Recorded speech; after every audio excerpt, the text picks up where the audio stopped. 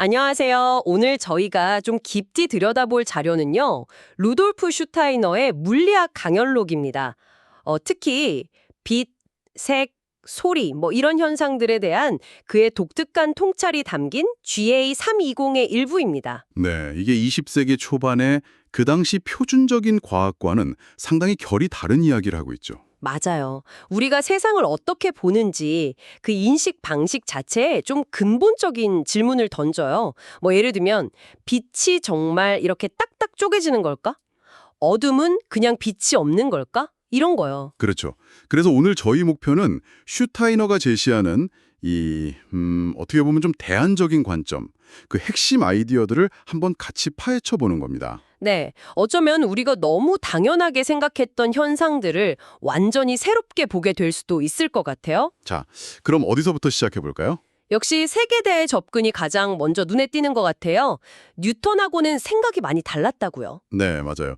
괴테한테 영향을 많이 받았는데 슈타이너는 색의 빛과 어둠 혹은 빛과 좀 혼탁한 매질 이런 것들이 만나는 경계에서 생긴다고 봤어요. 아, 경계요? 뉴턴은 그냥 백색광이 프리즘 통과하면 7색으로 분해된다 이렇게 봤잖아요. 그렇죠. 근데 슈타이너는 그게 아니라는 거예요.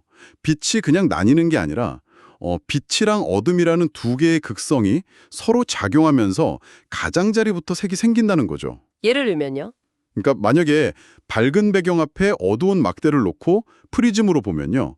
그 위쪽 경계선에서는 파랑이나 보라색 계열이 보이고 아래쪽 경계선에서는 빨강, 노랑 계열이 나타나요. 이게 딱 분리되는 게 아니라는 증거로 본 거죠. 와, 흥미롭네요.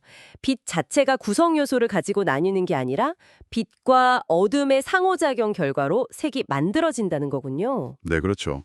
심지어 프리즘을 눈으로 직접 볼 때랑 그 스크린에 비춰서 볼 때랑 색깔 순서가 반대로 나타나는 현상까지 언급하면서 이게 단순한 분해 이론으로는 설명이 안 된다 이렇게 주장했어요. 아, 그 부분 저도 봤어요. 관찰 조건에 따라 달라지는 걸 강조한 거군요.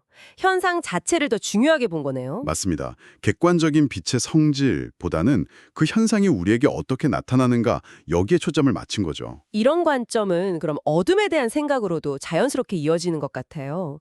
슈타이너는 어둠을 그냥 빛이 없는 상태? 뭐랄까, 영 상태가 아니라고 봤다면서요. 네, 아주 중요한 지점인데요. 어둠을 뭔가 능동적인 실체로 파악해야 한다고 주장했어요. 빛이 이렇게 쫙 퍼져나가는 힘이라면 어둠은 반대로 이렇게 싹 끌어당기는 힘, 흡입력, 석션 같은 거다 이런 비유를 썼죠. 끌어당기는 힘이라니 재밌네요. 빛과 어둠을 동등한 어떤 극성으로 본 거군요. 그렇죠. 대립하는 극성으로 본 거예요. 우리가 밝음에도 여러 단계가 있잖아요. 희미한 빛, 밝은 빛. 그것처럼 어둠에도 질적인 차이, 뭐랄까 깊이가 있을 수 있다는 거죠. 아, 마치 재산만 등급이 있는 게 아니라 빛에도 등급이 있는 것처럼. 네, 딱 그런 비유를 들었어요. 이건 당시 물리학이 모든 걸 양적으로만 측정하려던 경향에 대한 아주 근본적인 도전이었어요. 없음에도 어떤 성질, 질적인 차이가 있다는 생각이니까요. 와, 그렇게 세상을 좀 질적인 측면에서 보려고 하니까 당시 주류 물리학, 그러니까 모든 걸 원자나 분자의 어떤 기계적인 운동, 열이라던가 아니면 중력 같은 걸로만 설명하려는 경향에 대해 비판적이었던 게 이해가 되네요. 맞습니다.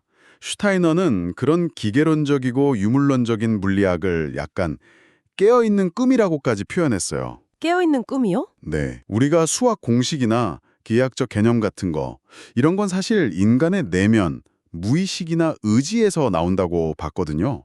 이걸 외부 현상, 빛이나 소리 같은데 적용해서 이론, 예를 들어 파동설 같은 걸 만드는 과정이 있잖아요. 네. 이게 마치 우리가 잠잘 때 외부에서 무슨 소리, 예를 들어 의자 넘어지는 소리가 나면 꿈속에서는 그걸 강도가 쳐들어오는 소리라든지 자기 나름의 이야기로 해석하잖아요. 아, 그렇죠. 꿈속에서 그렇게 해석하죠. 그것과 비슷하다는 거예요. 수학적 모델이나 물리 이론도 현실을 설명하는 유용한 도구일 수는 있지만 그게 현실 자체는 아닐 수 있다. 일종의 상징적인 해석일 수 있다는 거죠. 특히 생명현상처럼 복잡한 건 그런 기계론적 방식만으로는 절대 온전히 이해할 수 없다고 봤어요. 아하, 그렇군요. 듣고 보니 관찰자의 경험을 중시하는 태도랑도 딱 연결이 되네요.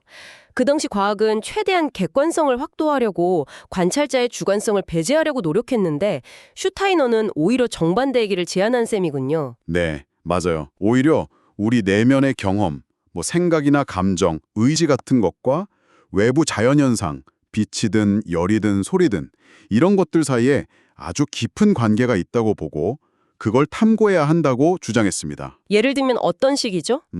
예를 들어 우리가 본다는 거 있잖아요. 눈이 그냥 수동적으로 빛 정보를 받아들이는 게 끝이 아니라는 거예요. 마치 우리가 남의 말을 듣고 이해하려면 속으로 한번 따라 말해보는 것처럼 본다는 것에도 능동적인 내적 활동, 자기와의 대화 같은 게 포함된다고 봤어요. 오, 흥미로운데요. 반면에 열을 느끼는 건 눈처럼 특정 기관에 딱 국한된 게 아니라 온몸으로 느끼잖아요. 또 소리를 듣는 건 시각이나 열 감각과는 또 다른 방식으로 외부와 상호작용하고요. 이런 감각들의 고유한 질적 차이를 무시하고 그냥 다 똑같은 물리적 자극으로 환원시켜서 비교하려는 시도를 굉장히 비판했죠. 그렇군요. 오늘 슈타이너 강연 일부를 통해서 와, 정말 20세기 첫 물리학의 주류 관점과는 상당히 다른 도전적인 생각들을 많이 만난 것 같습니다. 현상 그 자체에 좀 더 집중하고 어둠 같은 없는 것에도 어떤 적극적인 의미를 부여하고 또 무엇보다 우리 자신의 경험을 과학적 탐구의 중요한 부분으로 삼으려는 시도였네요. 네, 슈타이너의 주장이 현대 물리학 기준으로 보면 당연히 비주류적인 이야기일 수 있습니다. 하지만 그가 던졌던 질문 자체는 여전히 한번 생각해 볼 만한 가치가 있는 것 같아요. 우리가 세상을 이해하는 데 있어서 과연 측정 가능한 것들만으로 정말 충분할까요? 어떤 현상의 질적인 측면, 그리고 그것을 경험하는 우리 자신과의 연결고리, 이런 걸 탐구하는 것이 어쩌면 세상을 더 깊이 이해하는 또 다른 길이 될 수도 있지 않을까, 그런 질문을 던져주는 거죠. 여러분은 어떻게 생각하시나요? 어둠이 끌어당기는 힘을 가질 수 있다는 상상, 또는 우리가 굳게 믿는 과학 법칙이 어쩌면 깨어있는 꿈일 수 있다는 관점, 이런 생각들이 여러분에게 또 어떤 새로운 질문을 던져주는지 잠시 한번 곱씹어 보시는 것도 좋을 것 같습니다. 오늘 이야기가 여러분의 지적 호기심을 조금이나마 자극했기를 바랍니다.